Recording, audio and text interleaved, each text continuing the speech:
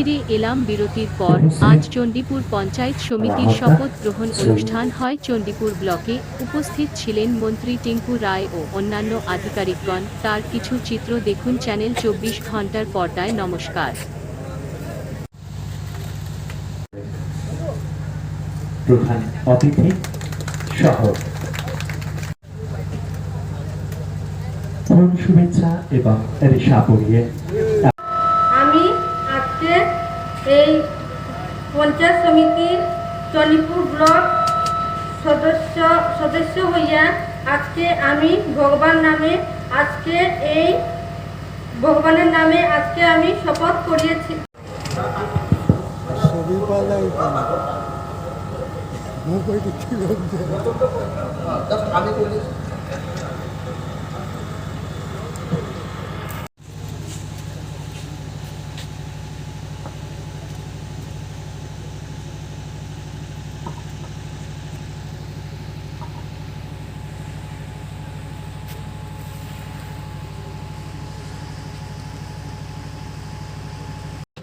শ্রীমতী শম্পা দাস পাল চণ্ডীপুর পঞ্চায়েত সমিতির সদস্য হিসাবে নির্বাচিত হইয়া ভগবানের নামে শপথ করিতেছি।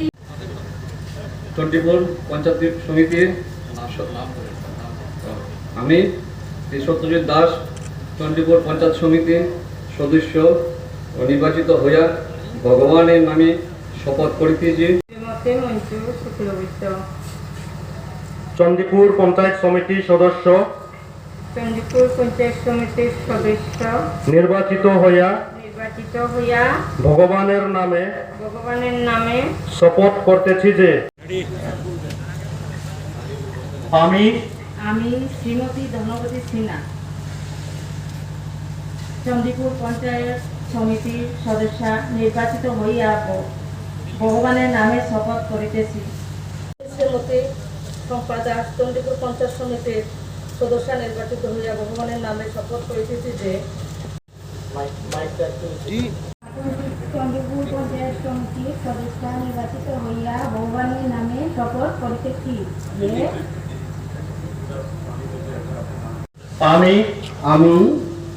আমি শ্রী পীযূষ দেব চণ্ডীপুর পঞ্চায়েত সমিতির সদস্য হিসাবে নির্বাচিত হইয়া ভগবানের নামে শপথ করিতেছি, প্রতিজ্ঞাবদ্ধ বলিতেছি, আমি আইনত প্রতিষ্ঠিত ভারতীয় সংবিধানের প্রতি স্থির অনুগত ও বিশ্বাস রাখিয়া ভারতের সার্বভৌমত্ব রক্ষা করিব এবং বিশ্বস্ততার সহিত আমার কর্তব্য পালন করিব। আমি শ্রী নিত্যানন্দ দাস চণ্ডীপুর পঞ্চায়েত সমিতির সদস্য নির্বাচিত হইয়া ভগবানের নামে শপথ করিতেছি যে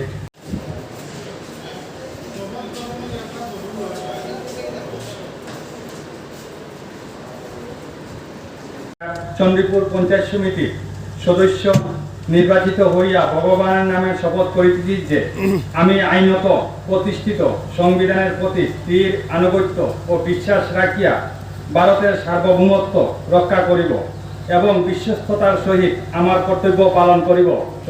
শ্রী বিনয় সিংহ চণ্ডীপুর পঞ্চায়েত সমিতির সদস্য নির্বাচিত হইয়া ভগবানের নামে শপথ করিতেছি যে মাননীয় বিপ্লব স্যার, আমি শ্রীমতী শম্পা দাস পাল চণ্ডীপুর পঞ্চায়েত সমিতির চেয়ারম্যান হিসাবে নির্বাচিত হইয়া ভগবানের নিকট শপথ করিতেছি যে আমি আইনত প্রতিষ্ঠিত ভারতীয় সংবিধানের প্রতি স্থির অনুগত্য ও বিশ্বাস রাখিয়া ভারতের সার্বভৌমত্ব রক্ষা করিব এবং বিশ্বস্ততার সহিত আমার কর্তব্য পালন করিব। সবাইকে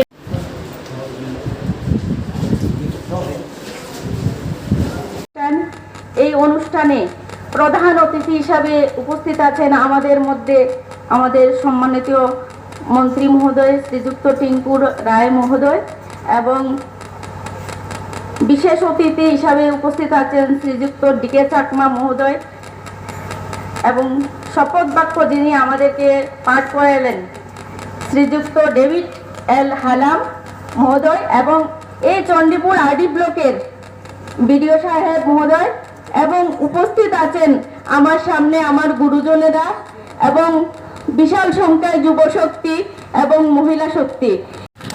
জেলা পঞ্চায়েত আধিকারিকের কাছ থেকে বিনয় সিংহ চণ্ডীপুর পঞ্চায়েত সমিতির ভাইস চেয়ারম্যান হিসাবে নির্বাচিত হইয়া ভগবানের নামে শপথ করিতেছি যে আমি আইনত প্রতিষ্ঠিত ভারতের সংবিধানের প্রতি স্থির অনুগত্য ও বিশ্বাস রাখিয়া ভারতের সার্বভৌমত্ব রক্ষা করিব এবং বিশ্বস্ততার সহিত আমার কর্তব্য পালন করিব। ধন্যবাদ। অনুষ্ঠানে যে প্রথম পর্বটা সমাপ্তি হয়েছে, যারা চেয়ারম্যান নির্বাচিত হয়েছেন এবং ভাইস চেয়ারম্যান নির্বাচিত হয়েছেন এবং সকল যারা অন্যান্য যারা সদস্যরা নির্বাচিত হয়ে আজ মঞ্চে রয়েছেন তাদেরকে শুভেচ্ছা জানাই, অভিনন্দন জানাই।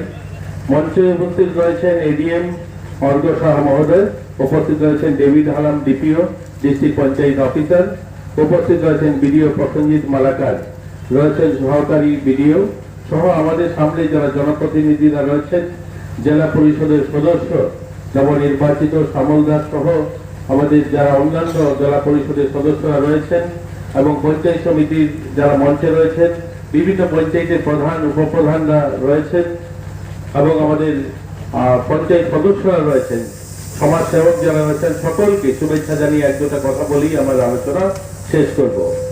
গত 28-29 আমরা বিভিন্ন পঞ্চায়েত এই চণ্ডীপুর বিধানসভার অন্তর্গত যতগুলো পঞ্চায়েত রয়েছে প্রত্যেকটা পঞ্চায়েতের শপথ গ্রহণ অনুষ্ঠান আমাদের শেষ হয়েছে। আর সমিতির অনুষ্ঠান আজ ইতিমধ্যে সমিতির ও আমাদের চেয়ারম্যান এবং ভাইস চেয়ারম্যানের অনুষ্ঠান সমাপ্তি হয়েছে।